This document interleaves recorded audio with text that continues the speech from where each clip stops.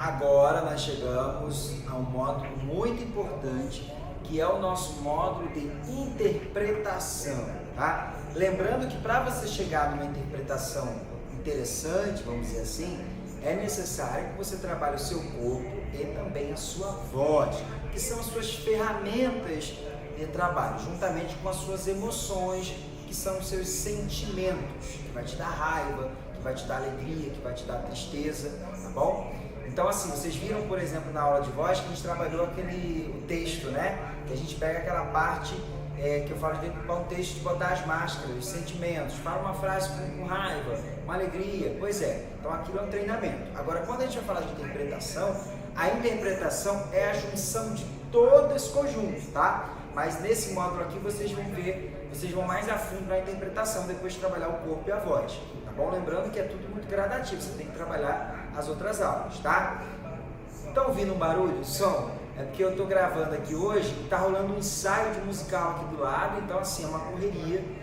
Eu estou aqui, ao mesmo tempo daqui a pouco eu vou para o musical, então é uma correria aqui com muitos projetos, tá bom? Mas dá para ouvir legal, então vamos seguir. Ó, estão vendo aqui essa mesa? Agora a gente vai trabalhar o nosso lado lúdico, tá? Vamos trabalhar a nossa imaginação, que para qualquer ator ou atriz é hiper necessário que trabalhe-se a imaginação, porque quando você está numa cena você tem que acreditar na cena. Se você acredita no que você está fazendo, quem está assistindo também vai acreditar no que você está fazendo, tá? Então não tem de convencer as pessoas. Acredite de verdade, como a criança quando está brincando, ela acredita que ela é um personagem, ela é, e é legal. Então tem que ser divertido, tem que ser legal pra gente também, tá? Então, ó, vamos imaginar que isso aqui é o nosso palco, tá bom? Então nesse palco a gente vai precisar de quê? De uma atriz. Também nesse momento a gente vai precisar de um ator, tá? Então a gente tem aqui o nosso ator e aqui a nossa atriz. Uma salva de palmas para os nossos atores. Palmas. Tá, vocês aí vão representar a plateia, tá? Vamos imaginar um teatro. Então a plateia tá aí onde vocês estão, tá bom? E aqui eles estão no palco. Esse palco, tá? A gente chama normalmente de caixa cênica ou caixa preta. Quem nunca foi no teatro, dá um Google aí, olha na internet, vocês vão perceber que o teatro é como se fosse uma caixa, né? Tem uma parede aqui, tem uma parede aqui, tem uma parede no fundo, tem um teto, tem um chão, tem uma caixa. Só que tem uma parte que é aberta, que é a parte que o ator se comunica com você, que é espectador. E essa parede a gente chama de parede imaginária, ou melhor, quarta parede, tá? Que é uma parede imaginária. Então, eita, que o ator caiu, faz parte, tá? Quando a gente fala, ó, usa a quarta parede, quebra a quarta parede, de repente você nunca ouviu esse termo, mas no teatro é um termo também que você vai ouvir bastante, a quarta parede. Quando você não se relaciona com a plateia, quando o ator faz a cena completamente aqui pra cá, significa que ele está usando a quarta parede, ele está ignorando o público. Quando o ator ou a atriz se relaciona com o público, ele quebra essa quarta parede, ou seja, ele se relaciona, ele quebra a quarta parede, então não tem quarta parede quando o ator ou a atriz se comunica diretamente com a plateia. Por exemplo, na televisão, as novelas, utiliza-se a quarta parede, a câmera está aqui, pega os atores, mas eles não olham para a câmera. No cinema, já tem mais liberdade, vai ter filme que você vai assistir que o ator às vezes olha para a lente, mas como é cinema é tranquilo. Agora imagina uma novela, se você está assistindo, sua mãe está assistindo, seu pai está assistindo, de repente a atriz vai e olha para você, você vai tomar um susto naquela TV, né? Você vai, meu Deus, que é isso? Tá? No teatro já é essa possibilidade. Hoje quebra muito a quarta parede. Então, isso é sobre a quarta parede. Agora, o que a gente vai falar aqui exatamente é sobre as 3 regras fundamentais para o ator e a atriz. Tá bom? Essas 3 regras, vocês precisam entender o seguinte, são as básicas. Se não tiver essas básicas, não tem como você avançar. A primeira regra é: não dê as costas para o público. Isso é extremamente importante, tá? Só tem uma exceção. Se o diretor ou a diretora disser assim, olha, essa cena eu quero que vocês fiquem de costas, beleza, faz parte da encenação. Se não foi dito isso, você precisa ficar de frente para o público.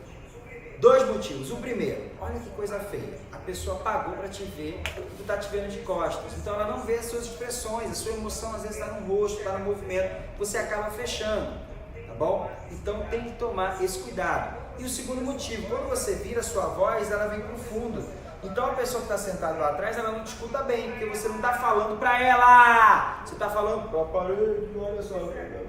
Percebe? Eu estou escondendo a minha voz. Então, para cá, além das minhas expressões faciais, corporais, enfim, eu também vou ter aí uma expressão vocal, um volume vocal que vai ser melhor para o público, tá? E por que a gente tende a dar as costas? Por um simples motivo. A inexperiência, obviamente, você está começando agora. E o segundo motivo, que é o mais comum, assim, até mesmo, às vezes, quem tem experiência, que é por conta da timidez. Então, a timidez, ela acaba atrapalhando muito mesmo. Então a timidez vai porque, ó, você faz isso, ó, com a timidez, ó. Porque você quer se esconder, como se eu estivesse aqui, eu estou contracenando, eu começo a não, porque tem gente que eu conheço na plateia, tem muita gente na plateia, imagina, muita gente me olhando. Então isso, a tua proteção é você, o teu corpo automaticamente faz isso. Não é nem que você pense em fazer, você já vai fazendo, você nem percebe que você está de costas. Então você já sabendo, você tendo essa informação, você não vai mais dar as costas para o público, tá? A segunda regra básica fundamental é falar alto, tá? O ator e a atriz não pode falar baixo em cena. Por quê? Normalmente no teatro você não tem microfone, né? Quando você tem microfone, na televisão, por exemplo, você já não precisa falar tão alto, porque tem captação de áudio, né? Tem aquele direcional, a gente chama de direcional, que é aquele microfone, às vezes tem lapela, vai ter musical de repente que tem headset, o microfone que bota aqui, o lapela aquele que bota aqui. Então se já tem microfone, você não pode nem falar tão alto, senão vai estourar o som, tudo bem. Mas no teatro, você tem que projetar a sua voz, porque o teatro às vezes vai ter 100 pessoas, 200, já me apresentei no teatro em Curitiba, que tinha 2.000 lugares, imagina, 2.000 pessoas, então tinha gente lá longe que precisava me ouvir. Então eu preciso falar alto e bem articulado para essas pessoas entenderem. E isso vocês vão aprender aonde? Aonde? Na aula de voz. Tem também um módulo de voz. Lá você vai aprender tudo isso. Tem uma boa articulação, tem uma boa dicção, tem que fazer o exercício da caneta, tem que trabalhar muito bem o seu diafragma, porque não é só falar alto. Tudo isso eu já expliquei lá na aula de voz. Se você pulou essa aula, volta lá, que ela vai ser hiper necessária para você, nessa segunda regra aqui. Então a primeira regra é não dê as costas para o público. A segunda regra é fale alto e claro, bem articulado. Isso lá no módulo de voz que eu vou ensinar, tá? Qualquer coisa você volta lá na aula e fala, enfim, pratique os exercícios também que estão lá, beleza? E a nossa terceira regra é fundamental. Improvise, tá? Você tem que estar preparado e preparada para improvisar, principalmente no teatro, que às vezes acontecem muitos imprevistos. Muitas vezes você combinou, ó, esse ator combinou com essa atriz o seguinte, ou essa atriz com esse ator com essa atriz, esse ator com... Eles combinaram que, ó, quando você entrar em cena, eu falo do texto Saudade de Você, beleza. A atriz esqueceu de entrar. O ator, ele tem duas opções. A primeira, ficar desesperado. Meu Deus, ela não entrou. Entregar para a plateia, ele dá pinta que ele errou, ele faz um... Errei. Ai, meu Deus. Isso é feio. Por quê? O público não sabe o que você ensaiou. É aí que está a sacada. Se o público não sabe o que você ensaiou, o que você fizer, ele vai achar que faz parte. Sacou? E às vezes foi tão legal a tua improvisação que a diretora vai falar, manda bem isso aí que tá legal. Porque você descobriu algo novo. Então você não pode ficar engessado. A atriz ou o ator não entrou, o que você tem que fazer aí? Você improvisa. Você dá uma outra deixa.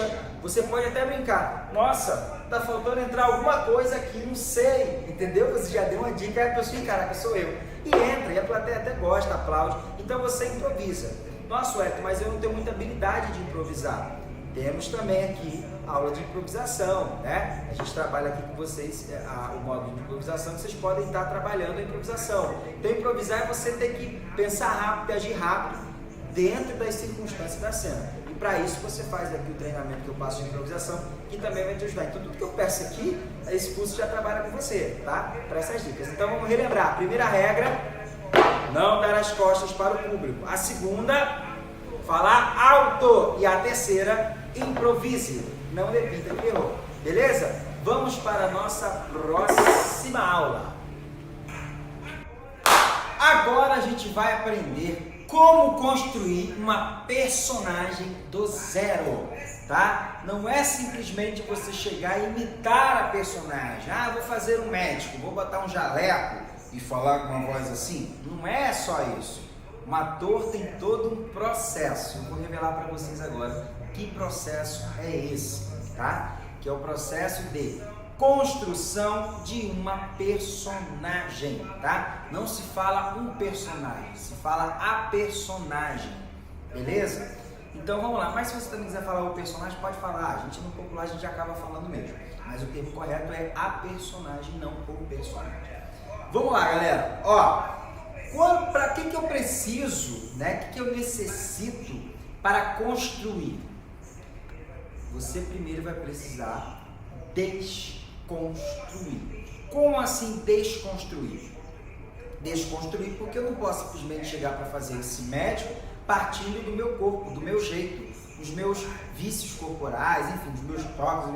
Não. Você precisa desconstruir. E aí, para isso, você tem que fazer exercícios de desconstrução corporal, que eu passo aqui lá na aula de corpo. Expressão corporal, vocês vão ver lá, que lá a gente trabalha o equilíbrio precário, trabalha exercício de certa forma, exercício que vai te potencializar a ter energia, que também vai te desconstruir, porque você vai ter que trabalhar a sua intensidade, a sua exaustão, tá bom?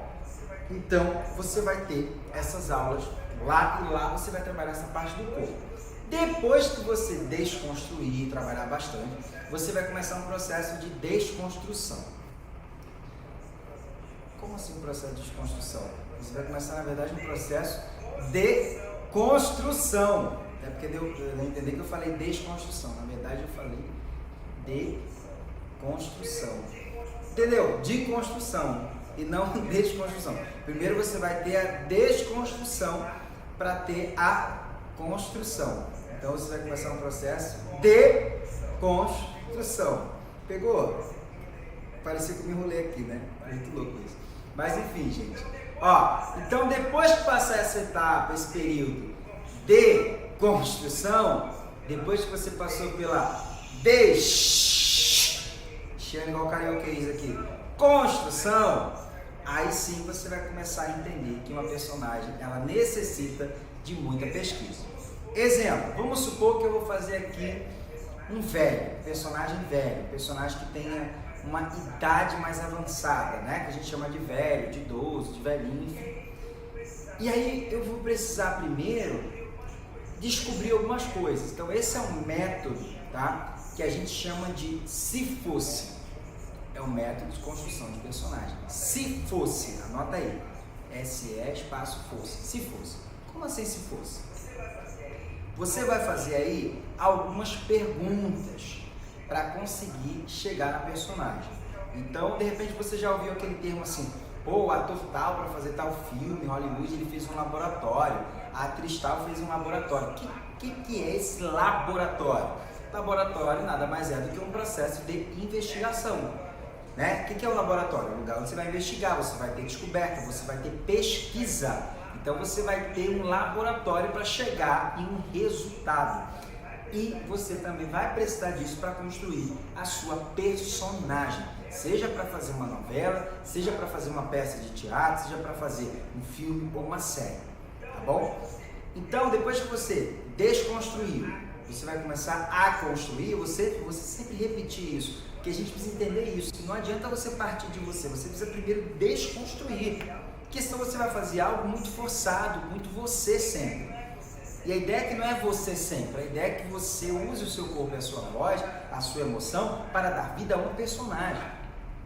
Tá? Então vamos lá, você voltando, você vai ter que fazer aí um processo de perguntas, que a gente vai chamar de laboratório, e que o nome do método é se fosse. Tá? Como assim se fosse? Vou explicar.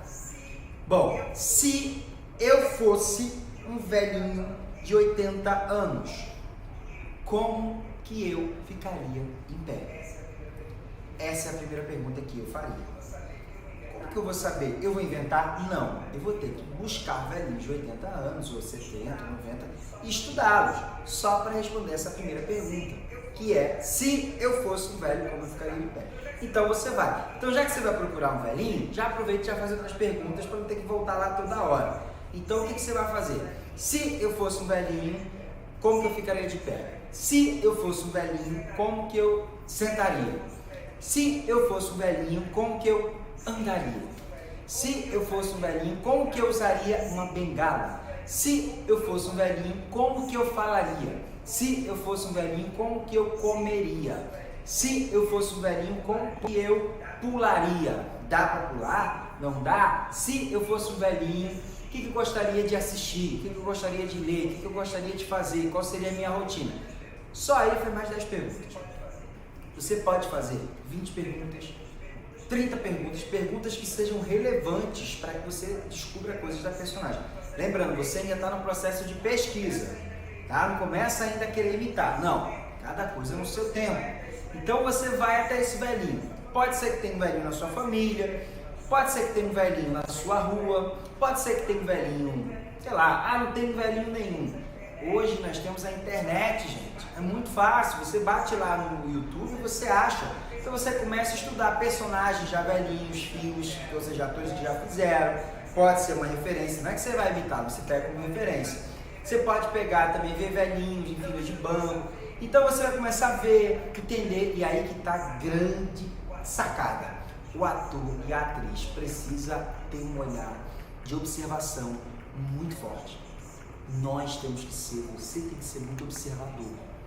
E principalmente se atenha aos detalhes. Os detalhes são fundamentais. Tá? Porque são nesses, por exemplo, você percebe que o velhinho tem um negócio na mão. São esses detalhes que vão fazer, vai fazer de certa forma que teu personagem, tua personagem, fique muito verdadeiro. Você fala assim, nossa, como que essa atriz é verdadeira? Olha o detalhe da mão. É porque você observou muita coisa, você não ficou só no estereótipo, você não ficou só naquela questão mais óbvia, você não se limitou, percebem? Então é isso. Então, feitas as perguntas, se eu fosse, lembrando que eu estou usando um velhinho de exemplo, tá? Você pode usar isso para qualquer personagem. Eu vou fazer uma bruxa, eu vou fazer um infantil onde eu faço o leão, eu vou fazer um animal, qualquer personagem, seja um animal, seja uma pessoa, seja um aviador, é um professor. Você vai ter que fazer o se fosse como forma de descobrir, de pesquisar. Não é só olhar rapidinho, não. Se você olhar rapidinho, é assim que vai ser o seu trabalho. Um trabalho que você olha e fala assim, cena ruim, que ator ruim, porque é um trabalho rapidinho. Agora, se você quer um trabalho com qualidade cênica, estética, um trabalho de atuação, onde quando você for fazer um teste, o produtor de elenco, o diretor vai te ver e falar assim, nossa, que atriz, nossa, que ator, nossa, que personagem você fez de verdade. É porque você fez o método, você trabalhou. Tem essa diferença, tá? Então, fiz as minhas perguntas do velhinho. Fui atrás, pesquisei, vi, eu agora vou começar a responder. E aí como que eu respondo? Aí vai começar a entrar a prática, tá? Você já viu como anda. Você viu 3 velhinhos andarem, 5 velhinhos. Então você vai começar a buscar a posição de sentado velhinho. Aí você, vou fazer assim, olha, assim é legal. Então descobri como que ele anda. Ele anda meio assim, ele tem a coluna um pouco curvada, então o corpo já começa a ganhar expressividade.